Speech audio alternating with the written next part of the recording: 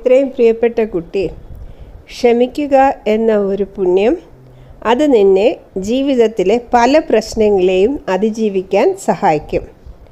പഴയ വൈകാരികമായി ഉണ്ടായിട്ടുള്ള മുറിവുകൾ ക്ഷമിക്കുക വഴി ഉണങ്ങും.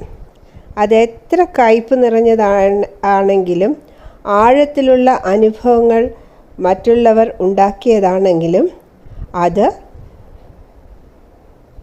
ഉണങ്ങും. പക്ഷേ നീ തന്നെ നിനക്ക് ഇന്നും ക്ഷമ കൊടുക്കണം. നീ എവിടെയോ തെറ്റുവരുത്തി എന്ന് ചിന്തിക്കുന്നിടത്ത്, അല്ലെങ്കിൽ അബദ്ധം കാണിച്ചു എന്ന് വിചാരിക്കുന്നിടത്ത്, ഞാൻ കുറ്റക്കാരനാണെന്ന ഭാരവും ചുമന്നുകൊണ്ട് നീ ഇനി മേലാൽ നടക്കരുത്. നിന്നിലെ ചെറിയ കുട്ടിക്ക് നീ മാപ്പ് കൊടുക്കൂ. അശ്രദ്ധയുള്ള കൗമാരക്കാരന് മാപ്പ് കൊടുക്കൂ.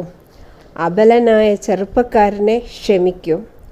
ഓർമ്മകളുടെ ഭാണ്ഡത്തിൽ നിന്നും സംഭവങ്ങൾ അത് നിനക്ക് ഒന്നും തന്നെ നല്ലത് കൊണ്ടുവരുന്നില്ലെങ്കിൽ അതിൽ നിന്നും നീ മോചിതനാകൂ.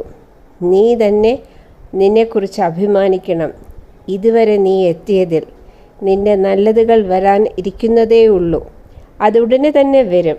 ചിരിച്ചുകൊണ്ടിരിക്കൂ, അനുഗ്രഹീതനായിരിക്കൂ എന്ന് ബാബ.